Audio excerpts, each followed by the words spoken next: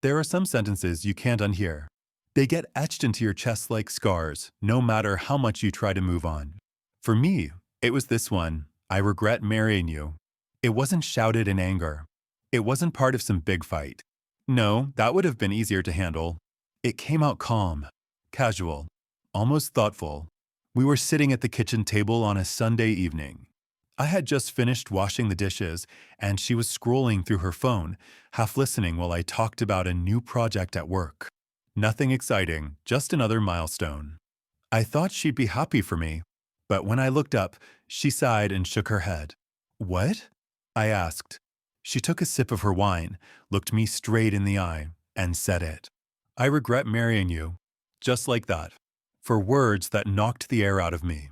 I remember everything about that moment: the ticking of the wall clock, the faint hum of the refrigerator, the way her wine glass left a ring on the table. I sat frozen, unable to breathe. What does that mean? I finally managed. She shrugged, eyes flicking back to her phone. It means I thought my life would look different. You're fine. You're stable. But sometimes I think about the choices I didn't make, the people I didn't choose, and I wonder if I settled. Her words cut deeper than a scream ever could, because she didn't say it in hate. She said it in resignation, like it was simply the truth, laid out plainly. I went to bed that night, but I didn't sleep. I lay there listening to her breathing beside me, scrolling through her phone until she drifted off, completely unaffected by what she'd said. Meanwhile, I stared at the ceiling, my chest burning, her words echoing in my head. I regret marrying you. She didn't cry when she said it. She didn't apologize. She just left me with the weight of it, as if I was supposed to carry it silently. And maybe she thought I would. But something changed in me that night. Because if she regretted choosing me, then maybe it was time she learned what it felt like to truly lose me. Not in anger, not in chaos, but in silence, in planning, in patience. I wasn't going to argue. I wasn't going to beg. I was going to let her regret become the sharpest truth she'd ever live with. The morning after she said it, I went about my routine as if nothing had happened. Coffee, shower, work, small talk over breakfast. But inside, something was different. Once someone tells you they regret marrying you, it doesn't matter what else they say or do, you can't unhear it. You can't look at them the same way. And I didn't. I didn't confront her again. I didn't demand she explain herself. That would have given her too much power. Instead, I pulled back. At dinner, I stopped filling the silence with stories from work. I ate quietly, excused myself, and went to the garage or the den. On weekends, I stopped asking if she wanted to do something together. I made plans without her: hiking, fishing, even just grabbing drinks with coworkers. At night, I stopped reaching for her. I lay on my side of the bed, eyes on the ceiling, letting the distance between us grow. At first, she didn't notice. Or maybe she thought I was sulking. She went on with her phone in hand, her nights out, her distracted conversations. But by the second week, I saw it. The small flickers. She'd glance up from her screen when I didn't sit beside her on the couch. She'd frown when I came home late without texting. She lingered at the doorway of the garage, watching me work on a project she hadn't even known I started. Her certainty was slipping. Meanwhile, I was preparing. I opened a separate account she didn't know about. Small transfers at first, nothing she'd notice. I rented a storage unit across town and began moving things out little by little. My old tools, books, photos, clothes she'd never noticed missing. And then I did something I hadn't done in years. I started taking care of myself. The gym. Early mornings, late evenings. At first, it hurt. But after a few weeks, I felt stronger. My shoulders broader, my chest fuller, my energy different. I even started running again, something I hadn't done since before we married. Every mile reminded me of something I'd forgotten: who I was before her. She started noticing.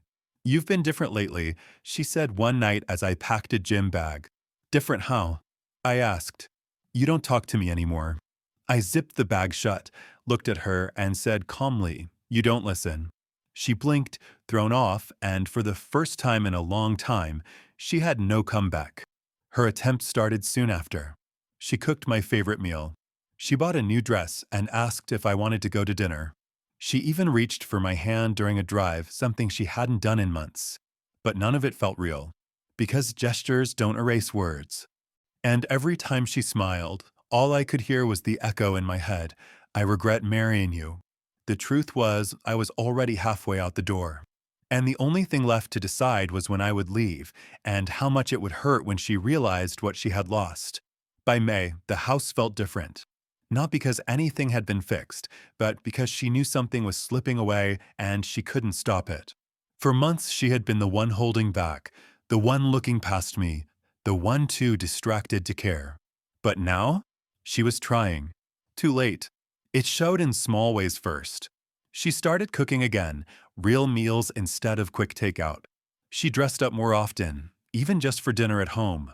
She started asking about my day questions she hadn't bothered with in years. But it was the look in her eyes that gave her away. That flicker of doubt. That unease when I didn't answer right away.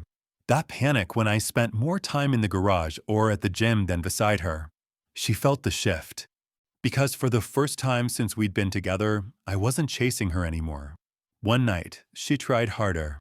She came into the bedroom wearing the same perfume she wore on our wedding night. The same black dress she had once called her secret weapon. She leaned against the doorframe and said, "Remember when you couldn't take your eyes off me?" I looked at her for a long moment, then calmly replied, "Yeah, I remember." And then I went back to reading my book. Her face dropped. The power she used to have gone. She slipped into bed without another word. Meanwhile, I was finishing what I had started. The storage unit was nearly full. The apartment lease was signed, keys already in my pocket. My savings account had more than enough to cover my new life. Piece by piece, I had been dismantling our marriage in silence. She thought she was winning me back. She thought her late efforts might erase her earlier words.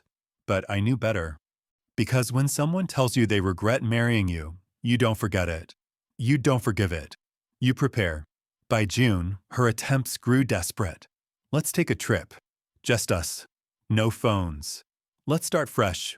I'll change, I promise. Please, don't give up on us. I listened. I nodded. I didn't argue. But inside, I was calm. Because I knew something she didn't.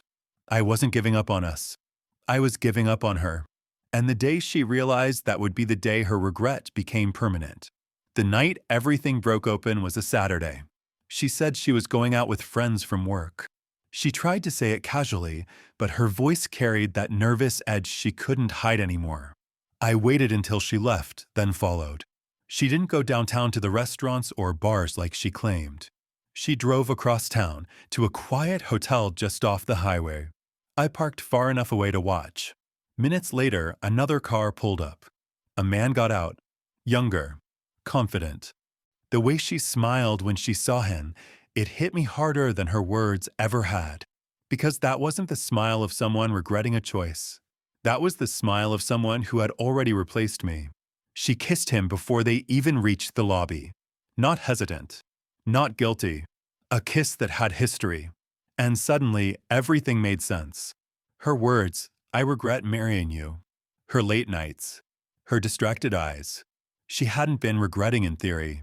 She had already chosen in practice. I didn't storm in. Didn't rage. Didn't give her the scene she probably expected one day. I just drove home. Calm. Silent. Finished. By the time she returned near midnight, laughing into her phone as she walked through the door, the house was already half empty. My clothes, my books, my tools gone. My side of the closet bare. The garage shelves cleared. On the kitchen table sat a single envelope. Inside were the signed divorce papers.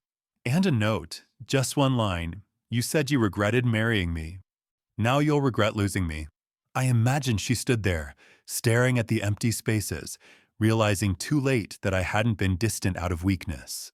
I'd been preparing, and now the silence she once used as a weapon was all she had left, because the man she called her regret had walked away forever.